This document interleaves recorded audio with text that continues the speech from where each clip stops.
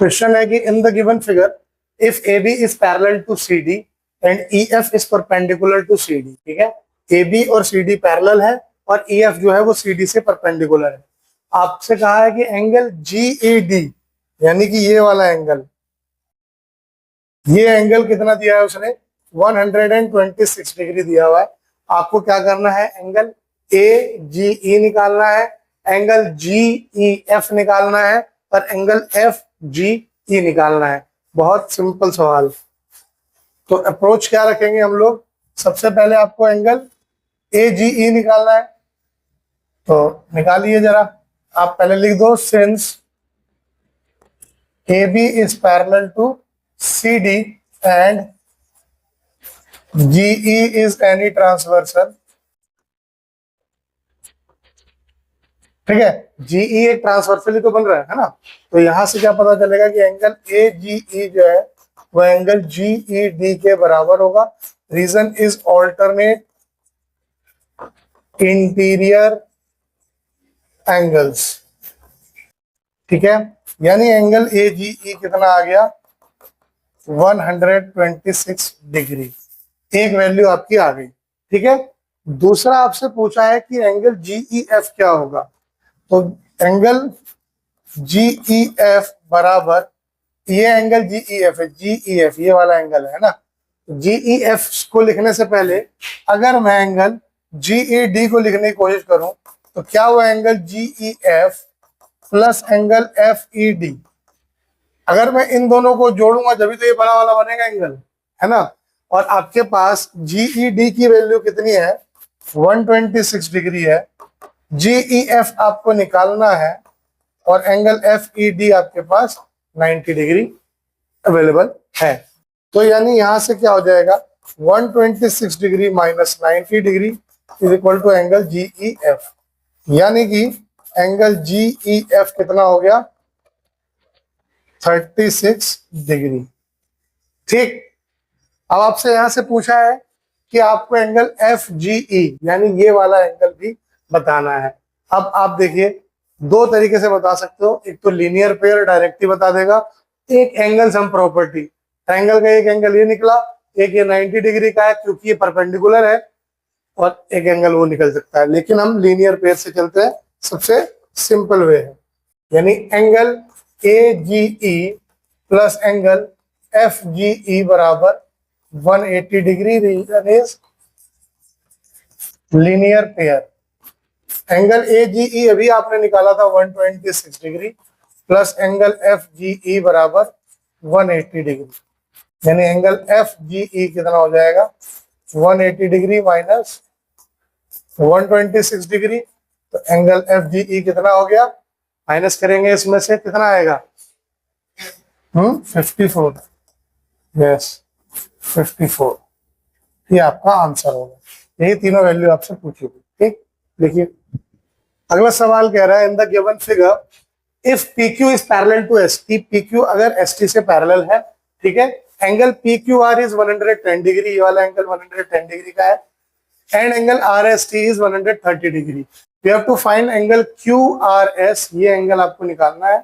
ठीक, और हिंट आपको दिया हुआ क्या है, draw line parallel to S T through point R. ठीक है, आर से जो एस टी पे जा रहा है उसको एक पैरेलल बना दो, आर से मतलब एक लाइन बनाओ जो कि एस टी से पैरेलल बन जाए। ये एक हिंट दिया हुआ है, करिए एक बार इसको ट्राई, मैं बता दूं। आर को अगर मैंने बनाया यहाँ पे, इसको बना दो, मैंने मान लिया एम, तो आपने क्या करा है यहाँ पे कंस्ट्रक्शन करा, ठीक है, तो उसको लिख दो। पहले कंस्ट्रक्शन क्या किया है, join R M such that R M is parallel to S T. ठीक है, आपने आर एम को इस तरीके से बनाया है कि आर एम जो है वो एस टी से पैरेलल है। ठीक, आपको सॉल्यूशन करते हैं जरा। अब देखिए as S T is parallel to R M, इसका मतलब क्या हो जाएगा, angle T S R plus angle M R S is equal to 180 degree होगा को इंटीरियर एक्सियम से। तो यहां से एंगल टी एस आर की वैल्यू है 130 डिग्री और एंगल एम आर एस आपको नहीं पता, तो एंगल एम आर एस यहां से निकल जाएगा क्या आपका 180 डिग्री माइनस 130 डिग्री, तो एंगल एम आर एस हो गया 50 डिग्री। ठीक, आपके पास इस वाले एंगल की वैल्यू आ गई क्या 50 डिग्री। अब एक चीज ध्यान से देखिए, पी क्यू पैरेलल है एस टी से, एस टी पैरेलल है आर एस से, तो क्या पी क्यू और आर एम पैरेलल नहीं होंगे? होंगे ना, हमारे पास थ्योरम थी, तो कैसे लिखेंगे, as P Q is parallel to S T and S T is parallel to R M, therefore PQ is parallel to RM। अब अगर ये दोनों पैरेलल हो गए तो which implies that angle PQR is equal to angle QRM होगा, alternate interior angle। yes, angle PQR है 110 degree और एंगल QRM को मैं लिख सकता हूं angle QRS plus angle SRM। ठीक है, ठीक है, ये दोनों का सम ही तो ये एंगल बनाएगा, तो 110 degree is equal to angle QRS plus SRM की वैल्यू हमारे पास ये आई हुई है 50 डिग्री। ठीक, तो यहां से एंगल QRS कितना आ जाएगा 110 माइनस 50। ठीक है, तो एंगल QRS आपका हो जाएगा 60 डिग्री। आया समझ में? यस, यही निकालना है, देख लो। अगला क्वेश्चन है, in the figure if A B is parallel to C D. ठीक है, ए बी और सी डी पैरेलल है, एंगल ए पी क्यू दिया हुआ 50 degree, angle P R D ये दिया है 127 डिग्री। आपको एक्स और वाई की वैल्यू निकालनी है। ठीक है, करिए ट्राई, बहुत सिंपल है, करिए। ये और ये पैरेलल है तो इसका मतलब ये एंगल और ये angle, since AB is parallel to CD and PQ is any transversal, तो इसका मतलब angle APQ is equal to angle PQR, है ना, ऑल्टरनेट इंटीरियर एंगल।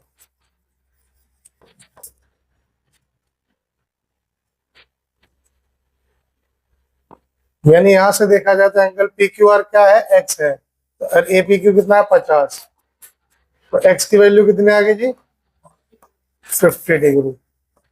ठीक है, अब एक कॉन्सेप्ट ये भी है कि इन दोनों को अल्टरनेट इंटीरियर एंगल से देख लो, एक कॉन्सेप्ट ये भी है कि इन दोनों का एंगल का सम इसके बराबर होगा, है ना, एक्सटीरियर एंगल प्रॉपर्टी से। ठीक, ये दो आपके पास यहाँ पे कॉन्सेप्ट है।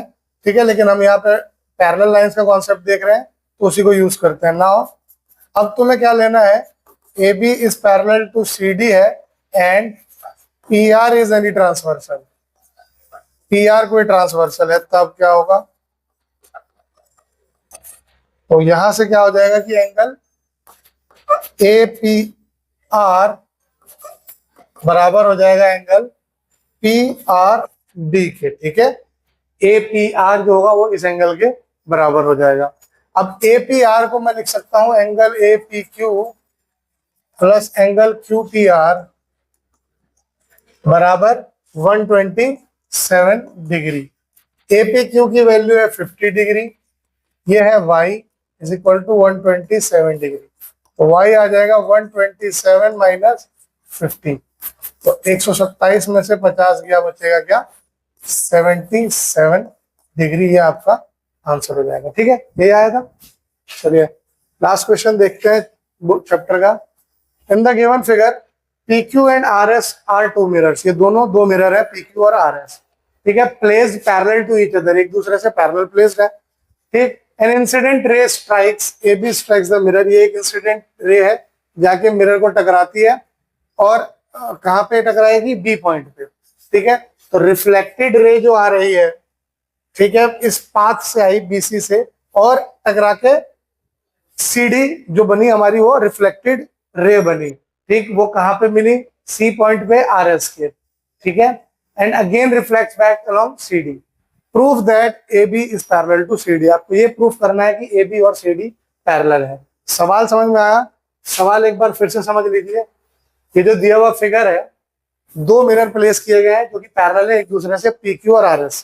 ठीक, ए बी एक इंसिडेंट लाइन है, वो आई और बी पॉइंट पे टकराती है पी क्यू पे। ठीक है, वहां से रिफ्लेक्ट होके जाती है सी पॉइंट पे आर एस के, और वहां से फिर से टकरा के एक सी डी रिफ्लेक्टेड रे बन जाती है। ठीक, तो आपको ये प्रूफ करना है कि ए बी और जो सी डी है ये पैरेलल है। करो एक बार ट्राई, बहुत अच्छा सवाल है। चलो देखते हैं।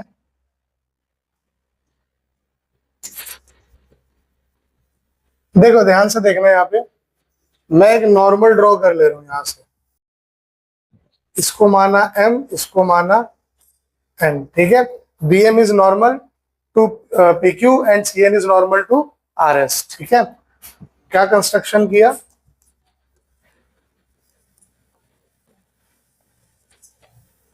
Draw normals B M and C N. अब ये नॉर्मल कहां से आ गया, नॉर्मल के कॉन्सेप्ट कहां से आ गया, ये रिफ्लेक्शन चैप्टर आप जो साइंस का पढ़ोगे उसमें है। ठीक है, इससे देखो एक चीज यहाँ पे ये प्रूफ और होती है, जैसे ये अगर एंगल 1 है, ये एंगल 2 है, ये एंगल 3 है, ये एंगल 4 है, तो एंगल ऑफ इंसिडेंस जो होता है वो एंगल ऑफ रिफ्लेक्शन के बराबर होता है। वो नॉर्मल से आपके मतलब पता चलता है। ठीक है, तो अब जो एंगल ऑफ रिफ्लेक्शन यहाँ पे था वो इस वाले पॉइंट पे एंगल ऑफ इंसिडेंस बन जाएगा, और एंगल ऑफ रिफ्लेक्शन ये वाला बन जाएगा। यानी देखा जाए तो प्रूव आपको क्या करना है, यहाँ पे A B is parallel to C D. चलिए करते हैं proof.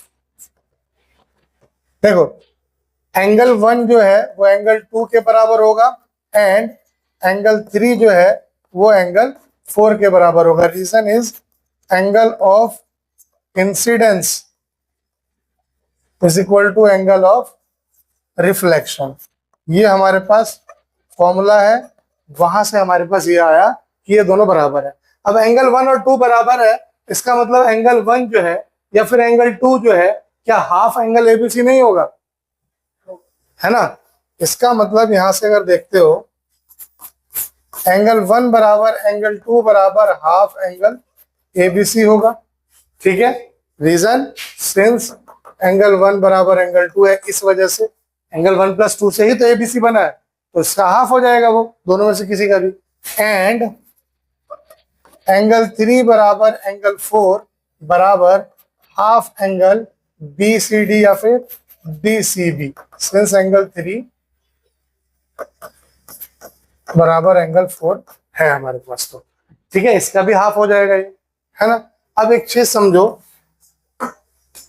As B M and C N are normal,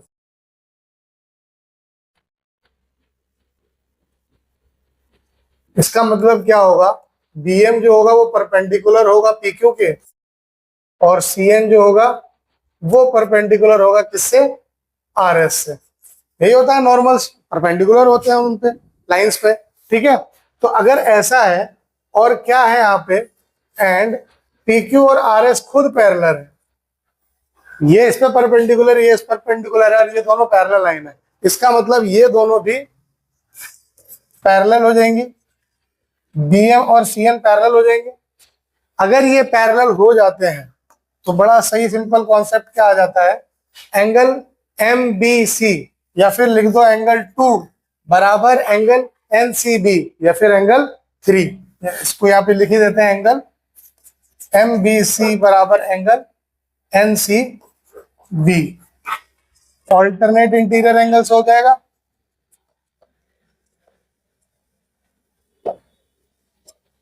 है ना। और एंगल एम बी सी है 2 और ये है एंगल 3। अब एंगल 2 की वैल्यू थी हाफ एंगल एबीसी, एंगल 3 की वैल्यू थी हाफ एंगल डीसीबी। ठीक है जी, ठीक है, इन दोनों को इक्वेशन मानना चाहे मान लो, नहीं मानोगे तो भी कोई दिक्कत नहीं है। हाफ से हाफ कटा, क्या बचा, angle ABC is equal to angle DCB.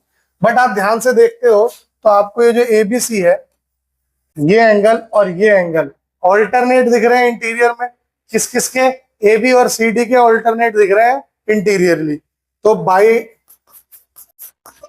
Converse of alternate interior angles theorem AB is parallel to CD, hence proved। यही तुम्हें प्रूफ करना था, ठीक है। AB जो हो गया वो पैरेलल हो गया किससे, CD से।